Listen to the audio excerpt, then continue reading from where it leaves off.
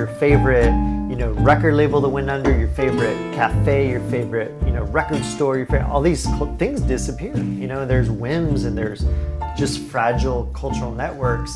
So every moment you have, you got to make the most of it. And which need to be sustained.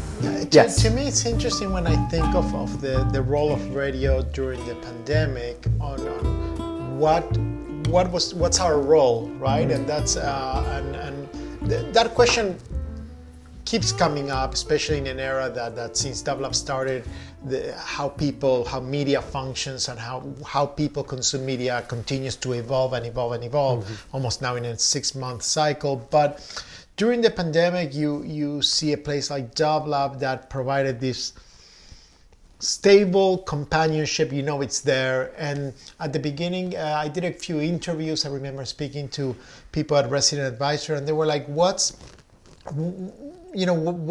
the role? What steps are you taking? And to me, part of it was just having the lights on, the fact that you would go to DUBLAB, we're still there. That's a sense of, okay, the world is not falling apart. Not yet. Not yet, exactly. Yeah. And Churchill. And I didn't want to compare it, or not to make comparisons. But if someone in the UK would turn on the BBC and there's dead static, they would freak out. They're like, oh my God, this is like. And I think for our little community, which DUBLAB is in our own little universe and institution, I wanted to say we're going to be here no matter what, right. And if they turn the static, at least it's probably Stockhausen or Xenakis or something like that. It's just the noise shows that we do. Exactly. It's a sign of life. I mean, you can't go to the coffee place and sit and dream anymore. Well, not now. We'll get back to it. There's so many things you can't do. And never once during this pandemic on my little radio show did I ever cave. Did I ever go, well, it's... I'm like, are you kidding? We got a new album by this. Listen to this. I'm not gonna. I mean, there's enough time for that on our own. For 2 hours, man, we got music. We're getting through this. Yeah. And we got 2 hours. And the music is gonna help us get through it as well. And next week, we're not stopping the show. I'm getting records. I just can't go to the record store. I'm going to the mailbox every day, and I'm Mr. Mailer. But we're not letting the ball hit the ground. No way. And next Saturday, we're going to be here lighting it up. So show up. Yeah. And I think it's good for people to have something like that. Yeah, man, he's not burying himself. So, and I need that. I would look for that in other places. There's a podcast I listen to, and every day that guy's on doing his thing. Yeah, man, keep the light on. Yeah. And it's good to be one of those people with the lantern. And it's an honor. And that someone might depend on you, and you live to deliver. And you don't even know who that someone right. might I don't be. need the attaboy. Yes, yeah. I just love to be able to know that I'm the guy who loves to hold the lantern up and fill it and keep it lit. I love that job. I love being a service module. Yeah. I want to bring it. The rain and sleet smack in your face. Well, and that's the fact that you can be dependent on, that someone's just going to go, okay, it's a radio show, it's not life or death. To me, it goes back to what Mark was saying, the creation of a space, that is what DUBLAB is. And Mark was one of the founders, having involved in some capacity in one way or another. I think at the beginning I was just one of those side characters hanging around, and then became more involved. But I remember from day one, just the creation of a space, and it's funny that this space was created in a place like LA or in the West, because when DUBLAB started in the late 1989, it was kind of the Wild West of media, internet radio. And it's funny that of all places it happened in Los Angeles and San Francisco. They were the first ones. And but the way that space was developed had a dash of college radio, had a dash of irreverence, but a little bit, but it was welcoming. It was a place that wasn't welcoming irreverent. Well, yeah, but it wasn't. It was it wasn't self-righteous, But to me, also, what I like of DUBLAB is contextualizes a lot of things. And to me, the importance of Quarantine Tapes, for example, was I love the idea that there's some weirdo song that my show is on Wednesdays, right before the Quarantine Tapes on Wednesdays, and And I know that the last couple of tracks I'm playing on DUBLAB, most likely people that are tuning in from the literary world or another world that doesn't normally wouldn't tune into DUBLAB will probably hear my last two tracks. But can I tell you, because of quarantine, I've been incredibly fortunate. Nearly nobody has turned my invitation down. Everybody has a lot of time. People are willing to do it. It's wonderful. I can't tell you how many writers have recently felt themselves to be cool because they are on DUBLAB, which they didn't know before, and now what is wonderful, I mean, what I have found so wonderful is that they listen to each other. So, you know, Myra Kelman will listen to Joy Harjo, will listen to, you know, and they will recommend, and they will listen absolutely. So be careful what you play before. They will listen absolutely before, and they will write to me. They'll write to me and say, what did he play? And I said, how should I know? I don't know. What I love about it is that you might take Simon Critchley, the philosopher I was talking to you about, who said this is a philosophical moment, and you'll expose him to the DUBLAB community, which itself, through the quarantine tapes and many other, is expanding. That's what I love. It's expanding. It's expanding. It's and you know, I always love quoting this line of Napoleon, who said of one of his generals, he knew everything, but nothing else. Mm-hmm. And that is what we need to get away from. Well, I think you know, the ego-free thing is important to say. We're not trying to build the biggest thing in the world. We're trying to bring the most kind of honesty and passion to it. And I think that you can choose the continuum you build upon. I think that none of us are doing anything in a vacuum.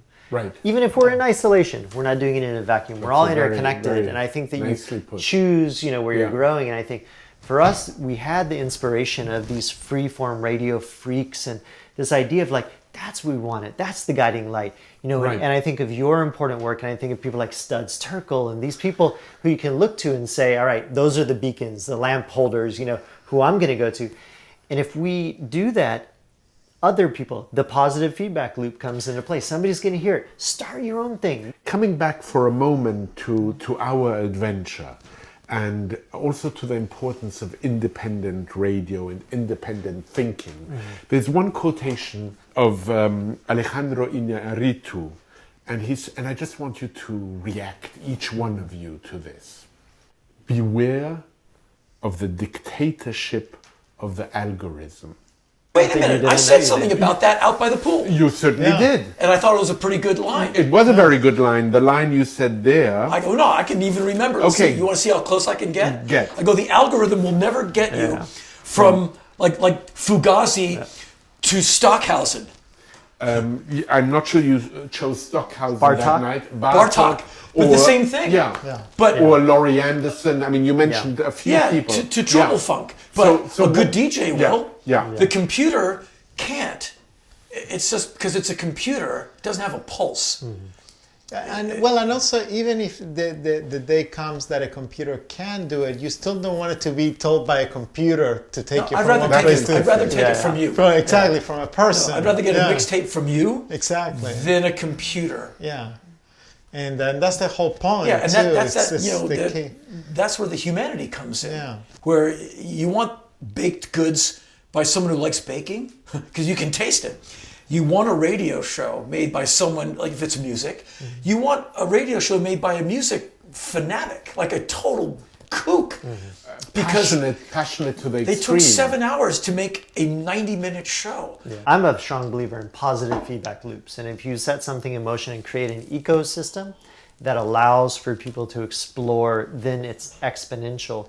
I think as radio programmers, DJs, etc., you can zoom out and use the algorithm to your advantage. And I think that all of those tools are great research tools, but it takes the filter, the mind who can zoom back there. So I look at hope that anybody connecting to one of my radio shows is coming out, and wherever they are, I want to meet them where they are, but also bring them on the journey. It's an encounter. An encounter, and say, this is the positive feedback loop. I don't want to give you what the computer might, which is what it thinks you want based on your behavior. I want to open up and expand. And an open space, a commons, which is so important. Absolutely. That Absolutely. In a sense, Yeah. I mean, and here we are in Onassis, LA, Ola, otherwise known, and the tagline for what we do is we are a center for dialogue. Yeah. Obviously, dialogue is a deeply rooted Greek idea, Yeah. and I always love bringing it up to today,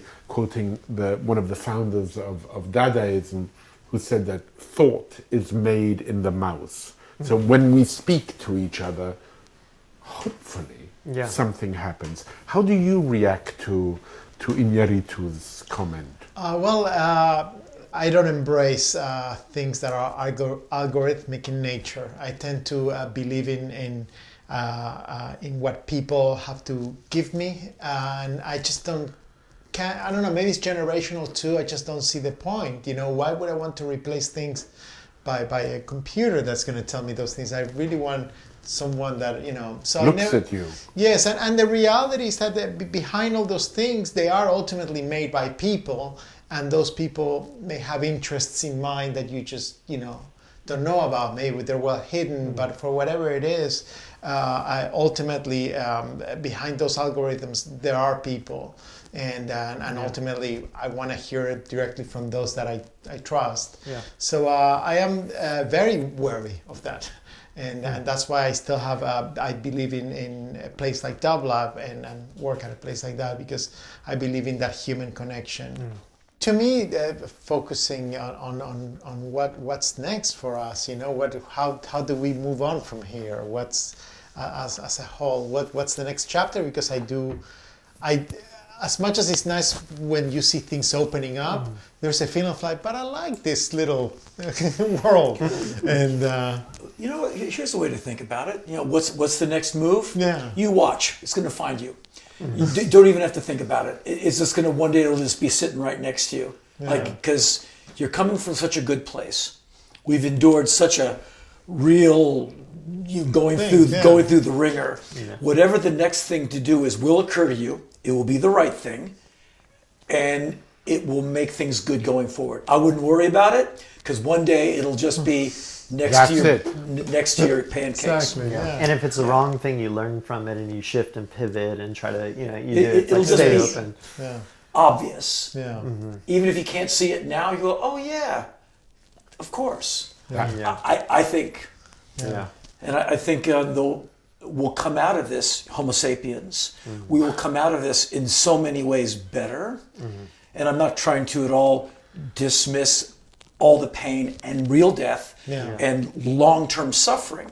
But I think, and I'm not saying, oh, we needed this, we sure didn't. But some good can come of it, some beautiful humanitarian moments going forward that might really save this century. Yeah. And I'm not saying, oh, it was worth losing all those people. It wasn't. But you can try to make something good come from it. Yeah. And I think there might be more good than we can imagine sitting here right now. Yeah. Like, if we came back a year from right now, this would be a very different and equally as interesting conversation. And in a year from now, my ambition is to bring everybody who was there on the 7th of March back into this house and bring all my guests from the quarantine tapes together here. That's kind of one ambition and one goal. Thank you so much. Thank you so much. Yeah. Thank you so much. Thank you. And I didn't even quote to you Ernst Bloch, which was going to go like this. The most tragic form of loss isn't the loss of security. It's a loss of the capacity to imagine that things could be different.